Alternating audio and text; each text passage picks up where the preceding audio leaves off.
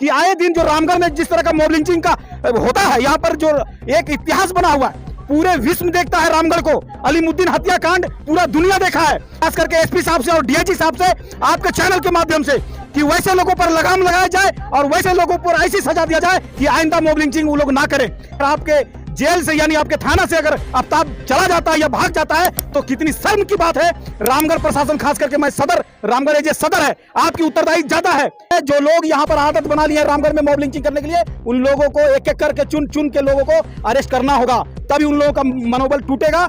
SP साहब वहीं आमने सामने बैठते हैं, 2.5 किलोमीटर और 3 किलोमीटर का फासला है, वैसे थाना से अगर एक मुजरिम भागता है तो कहीं ना कहीं आप निकम्मा है। टीम से जब आएगा तो न्याय के लिए भी हम लोग उठाएंगे। हालांकि परिजन आज रो रहे हैं, उन लोगों का गार्जियन, और ये कह रहे हैं कि मौत का बदला मौत, खून का बदला खून, लेकिन इससे काम नहीं बनता है, अन्यथा इस तरह का कांड होते रहेगा।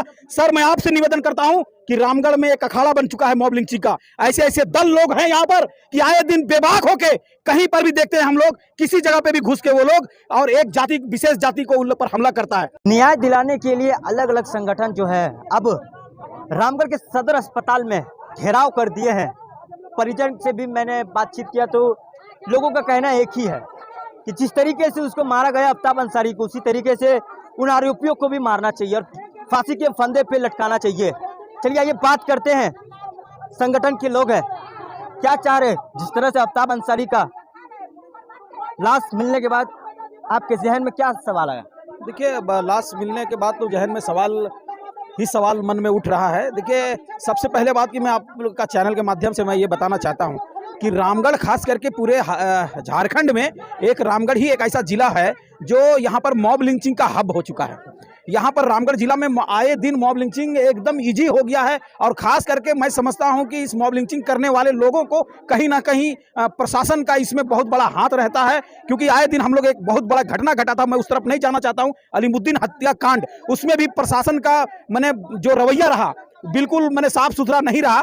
क्योंकि ये समझने में आता है कि वो आरोपी जब जेल से छूट के आता है तो एक सेंट्रल का मिनिस्टर यदि जयंत सिन्हा उन लोगों को फूलमाला पहनाकर स्वागत करता है, तो इसमें खास करके इस समाज को दर्द होता है कि जो लोग मॉब लिंचिंग करने वाले हैं और उस मॉब लिंचिंग जो रामगढ़ को इस तरह का हब बना दिए हैं, तो कहीं ना कहीं प्रशासन का देन है।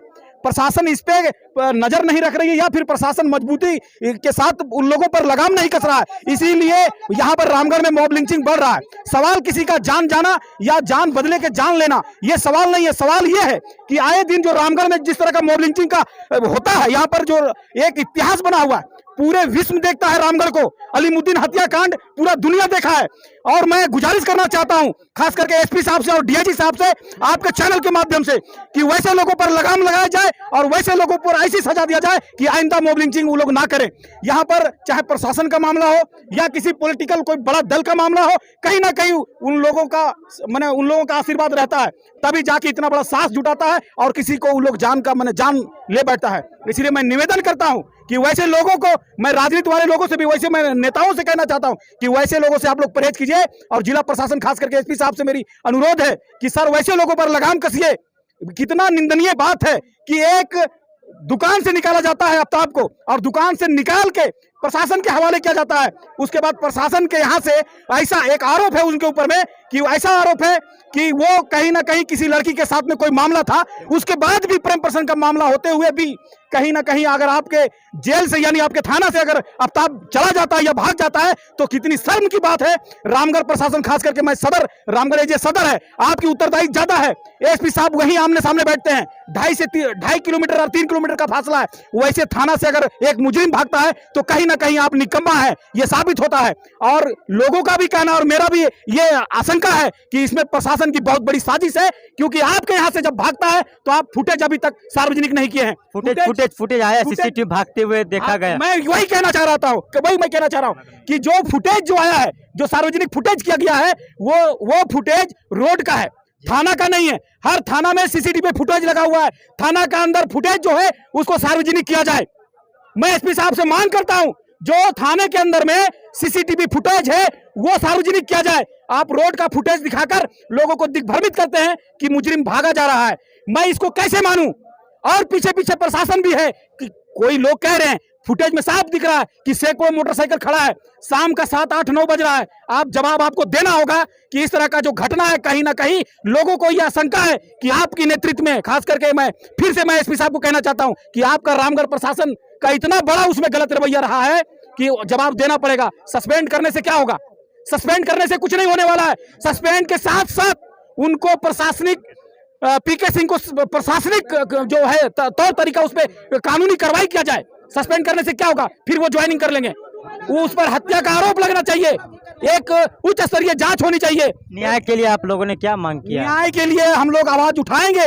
अभी तो स्टार्ट हुआ, अभी तो यहाँ से गया हुआ है लास्ट रिम्स से जब आएगा तो न्याय के लिए भी हम लोग उठाएंगे। हालांकि परिजन आज रो रहे हैं, उन लोगों का गार्जियन, और ये कह रहे हैं कि मौत का बदला मौत, खून का बदला खून, लेकिन इससे काम नहीं बनता है।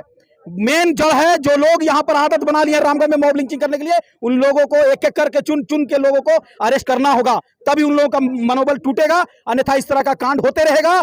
सर, मैं आपसे निवेदन करता हूं कि रामगढ़ में एक अखाड़ा बन चुका है मॉब लिंचिंग का। ऐसे ऐसे दल लोग हैं यहाँ पर कि आए दिन बेबाक होके कहीं पर भी देखते हैं हम लोग, किसी जगह पे भी घुस के वो लोग और एक जाति, विशेष जाति को उन लोग पर हमला करता है। इसलिए मैं कहना चाहता हूं सर, ये रामगढ़ जिला में लगभग 9वां-10वां मामला ऐसा है। मैं निवेदन आपसे करता हूं कि रामगढ़ का जो सौहार्द है उसको बनाए रहने दिया जाए। आपके नेतृत्व में उम्मीद करते हैं कि आप रामगढ़ जिला को एक और नेक होने का काम करें।